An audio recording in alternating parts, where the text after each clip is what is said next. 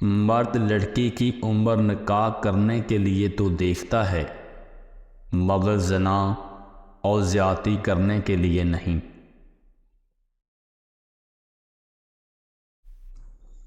بسم اللہ الرحمن الرحیم۔ شروع کرتا ہوں اللہ کے نام سے جو بڑا مہربان اور نہایت رحم والا ہے۔ جاہل کی ایک خصوصیت یہ بھی ہوتی ہے کہ وہ پوری بات سننے سے پہلے جواب دیتا ہے۔ مرد جب عورت کے متعلق سوچتا ہے تو وہ سب بھول جاتا ہے۔ وہ چاہتا ہے کہ عورت کو عورت نہ سمجھے اور عورت کو محض عورت سمجھنے سے اس کے جذبات کو ٹھیس پہنچتی ہے۔ چنانچہ وہ چاہتا ہے کہ اسے خوبصورت سے خوبصورت روپ میں دیکھے۔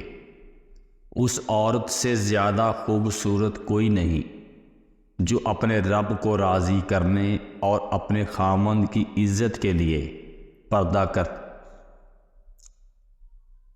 عورت چاہے شادی شدہ ہو یا کنواری لڑکی، اس کو صرف ایک چیز خاص بنائے رکھتی ہے اور وہ ہے حیا۔ اگر عورت میں حیا نہیں تو عورت نہیں۔ میں نے محبت میں عورت سے بڑھ کر بیوقوف نہیں دیکھا۔ اکثر ایسے لوگوں کو اپنا سمجھ بیٹھتی ہے جو خود اپنے بھی نہیں ہوتے۔ عورت اگر مرد کے جسم کے دو حصوں پر نظر ڈالے تو سمجھ جاؤ اسے مرد سے محبت ہے۔ نمبر 1 آنکھیں، نمبر 2 پیشانی۔ جو عورت کسی غیر مرد کے ساتھ ناجائز تعلق رکھتی ہے پھر وہ جائز تعلقات نبھانے سے قاصر ہو جاتی ہے۔ ہمیشہ یہی سوچ رکھو کہ مجھے میرے اللہ نے بہت کچھ دیا ہے، اگر مجھے میرے اعمال کے مطابق ملتا تو میرے پاس کچھ بھی نہ ہوتا۔ تمہیں پتہ ہے یہ محبت مرضی سے نہیں ہوتی، یہ نصیب میں لکھ دی جاتی ہے، کسی کے لیے رزق کی طرح اور کسی کے لیے روک کی طرح۔ لڑکی کی عزت کو داغ لگ جائے تو دنیا کا کوئی پانی اس کو دھو نہیں سکتا۔ عزت کھونے کے بعد پتہ چلتا ہے کہ یہ کتنی قیمتی چیز ہوتی ہے۔ غرور کرنا چھوڑ دیں اور جھکنا سیکھ لیں، کامیابی آپ کے قدم چومے گی، کیونکہ اللہ کو عاجزی بہت پسند ہے۔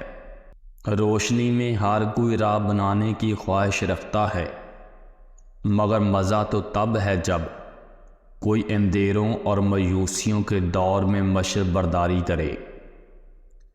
دنیا کی جس عورت کے لیے مرد ہر غم، ہر دکھ، تکلیف اور ہر ناگوار بات برداشت کر لیتا ہے، وہ صرف اور صرف اس کی بیٹی ہوتی ہے۔